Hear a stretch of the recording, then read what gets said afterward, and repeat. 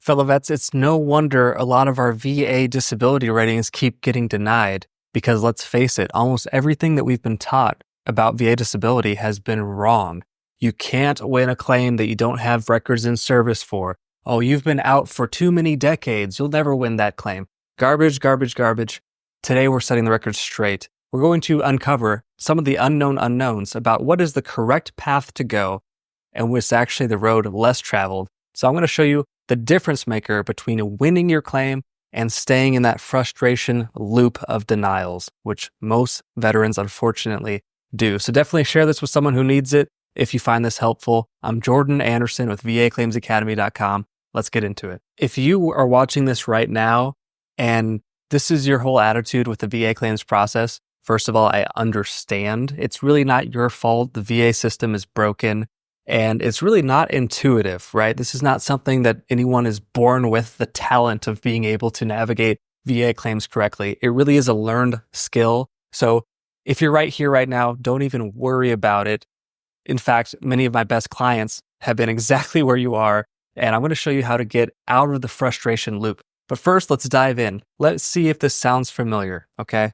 This is typically, it happens in 3 steps. First, maybe you're a veteran and you overhear, maybe one of your friends has a rating 30%. Oh, wow, you're rated 30%. I don't even see, I didn't even think much was wrong with you. That means that I should have a rating. I'm way worse off than you.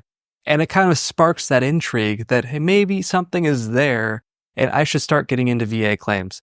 But the first mistake is the very first reaction. Okay, here, let me get this, free VSO and just kind of let them handle it and get this free help. Why did I put this into quotes? Because oftentimes free help is actually the most expensive out of all of them. And it's because you don't even realize that you've been underrated until a dozen years later. And how much does it actually cost you?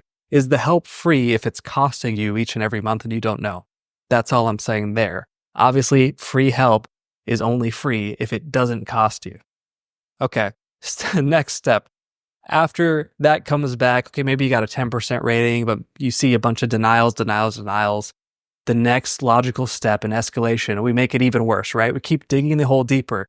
Now we pay someone to do it for us, okay? Disappointing. Why? Because we've done it twice now where we haven't taken the action to actually take this process by the horns, show initiative, get educated on the process, and do it ourselves, right? We're relying, picture this, on someone else who doesn't even really know us to want the tax-free passive pension for you and your family, your household, more than you do. Is that even realistic? The answer is no. So we think, okay, now I'm paying someone. All right, okay. Still, they haven't told you about personal statements. Still, they haven't educated you on the process, on how it works. And that's step 2. We dig the hole even deeper on step 3, the final spot for the downward spiral of VA claims. What happens? Now, hey, let's get a lawyer involved, right? They wear a suit, right? They're going to be serious. This is a huge problem. Once again, we've handed it off to somebody, but now they're in a suit, right? They're a lawyer. And they take you through the Board of Veterans Appeals process. Now you're in Washington, D.C., right, with your court case, doing a 7-year process, or however long it takes, going back and forth, defending a claim in court that was never foundationally and fundamentally strong to begin with. You're missing personal statements. You might have been missing nexus letters, but now you're out defending this in the court of law, right, when we could have filed a good claim to begin with. That's the disaster cycle. That's where many vets end up. If this was you, again, it's not your fault. This is not a taught process where you're prepared for this. It really is full of unknown unknowns. So no worries. As long as you know, it's never too late. So what's the difference between that, being an angry cat, right, and filing a claim that's excellent? I'm going to show you 3 simple steps. This veteran who is on the correct path to winning the rating they deserve, either the very first time or even it happens all the time after many decades removed from service, better late than never. Their first reaction to filing a VA claim, or maybe they watch a YouTube video and it sparks some intrigue, gets them motivated, and I'm going to carry this momentum. I'm going to watch another video, or I'm going to look up this regulation. I'm going to look into how the VA is actually going to rate my back pain. But the reaction is getting educated, deciding to educate yourself. The shortcuts are the long way. Anything that looks like a shortcut, I'm going to hand it off to the free person. Then I'm going to hand it off to the paid person. Then I'm going to hand it off to the lawyer. That seems like a shortcut because you're handing it off. Oh, they'll do it for me. But do you see how that's actually the long way around? Wasting your time, wasting your cash, wasting your mental, sanity, essentially. How unhealthy is that for you to be called a liar over and over again? It gets to you. First reaction, decide to educate themselves. Boom. Okay. Doesn't take that long. Eventually it'll click, this process. Next, you start to discover some unknown unknowns. Again, this is not an intuitive process. This is a learned skill.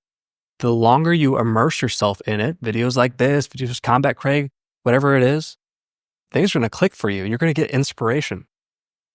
The unknown unknowns are what you can use to leverage. And now you can, navigate the VA claims process and you know what you're doing. That ends up making it to where you execute an ironclad claim. What do I call an ironclad claim? Why do I say that? Well, because you're going to max out your odds at winning. Even if you do this process, and notice how the last, point wasn't you win your claim. The people who are on this route with this mindset are more oriented on the process rather than the result, right? We know that the VA is going to be the VA. You could get a VA rater that's taking a nap during your rating. You can get a VA rater that day they only took the denial stamp. And it's like, hey, doesn't matter how good your claim is, they only brought one stamp. Sorry, you're getting denied. We know that it's about the process and not the result, because over a long enough time horizon, you're going to make those, right? Just like Michael Jordan, take high percentage shots. Hey, I'm going to miss some of them. You live with it. You run good offense. And that's what running good offense looks like. Imagine the VA rater's look on their face when you come back decades later. Now you've got your diagnosis. Oh, that diagnosis is also up to date. You're seeking recent treatment. That means that it's an ongoing and chronic issue. And you've got your statement in support of a claim, your lay evidence, your personal statement. Oh, and you've brought a nexus letter signed by your specialist within their core scope of practice. And now you've got all of these things. It's organized. It's in a folder. You present it to them. You go in there. You're prepared for the C&P exam. You're being helpful to the examiner. You're making their life easy. That VA rater is like, who is this person?